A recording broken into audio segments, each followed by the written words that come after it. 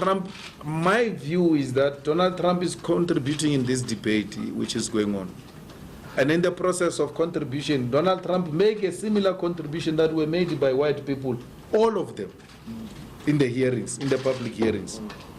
Donald Trump is not saying anything we have not heard from white people in all the hearings. I even commented and said, I'm still to meet a white person who support expropriation of land without compensation. So why are you shocked? I see leaders of the E.F.F. and everybody responding to Donald Trump. I don't have time for nonsense. I expected this. And more backlash is going to come. If South Africans are not ready to expropriate the land because they are scared of sanctions, they are scared of backlash, then don't vote for the E.F.F. Because you vote for us, we are going to expropriate land. And Donald Trump will come for us. And Britain will come for us. And the EU will come for us. I said, and I said this throughout my life in the movement, that for everything good comes the pain before. If you're not prepared, South Africa, to take the pain, then forget about the land. Donald Trump has not said anything extreme. Things are still going to come. I hope the Zuma group in the ANC, which is supporting this thing, they know the consequences. We know the consequences. We know that the first response will be killing. They will kill us for that. There's a group of white right-wingers who are being trained by Jews in Pretoria to be snipers. Snipers. They are not training guns. In the E.F.F. we are training toy guns. They're dealing with real stuff. They are training in a farm in Pretoria. We know it. To be snipers. So we know that death is the first price we are prepared to pay. The second price we are prepared to pay for this land is poverty. They will close taps. But if there is a conviction, and not sloganeering and public opinions, then we must be prepared for everything. It's a war. We must be prepared for Donald Trump and all of them. We're not scared of them. We remain unshaken. Actually, we are more determined after the Donald Trump tweet to expropriate our land without compensation. There is no white genocide here. It's an absolute rubbish to say there is white genocide. There is black genocide in the USA. They are killing black people in the USA. There is black genocide here in South Africa. Black people are being killed all the time. A farmer has been sentenced to life now recently for having killed a farm worker. Imagine if it was a black person sent life for having killed a white person. It will be news all over. But this black person was killed and a white farmer sent to prison for long time in jail. It's once off reporting and it's done.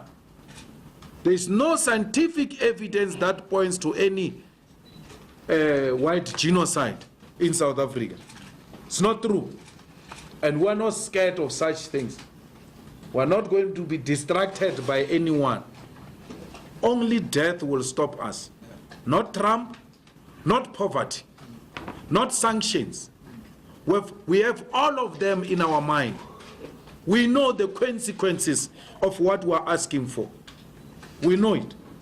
And it's not like we're going into this thing without knowing the consequences. So AfriForum is the embassy of the USA. If you want issues to reach USA, go to AfriForum.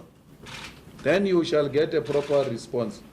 But otherwise, AfriForum is nothing to us. We're not scared of AfriForum. We're continuing business as usual. Not that we're not these Twitter revolutionaries. who say all sorts of things about Donald Trump, if you were to say to them, all of them, let's go to the US embassy, none of them will come.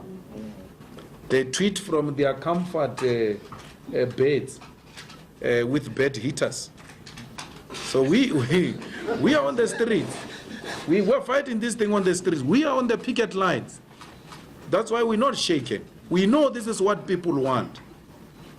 And if there is anyone who's in this thing without knowing the consequences, then you are in the wrong place.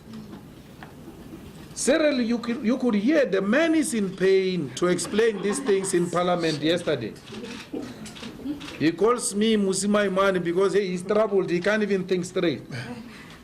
He's in pain. It is the most difficult thing to explain a policy you don't believe in.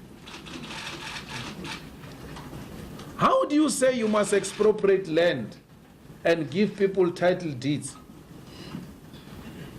Our people, and I will not disagree with them, if they were to have a paper like this called the title deed, they want to eat title deed.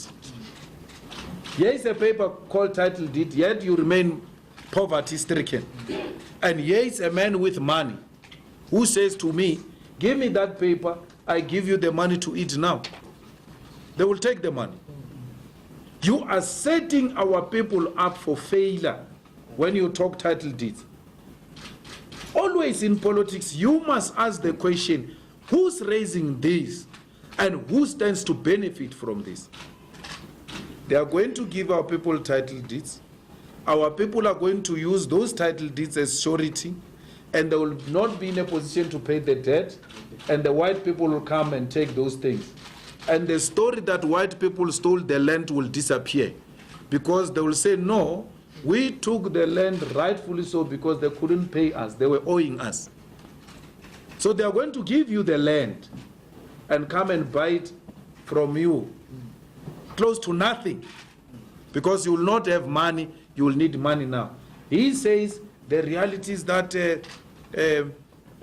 people who got the houses now and title deeds have not sold the houses. He must go to the RDP houses and go and look for the owners of the RDP houses. Yeah. They are not there. RDP houses are being rented out. The owners of the RDP houses went to squat somewhere. Why? They want to make money. They want to make money.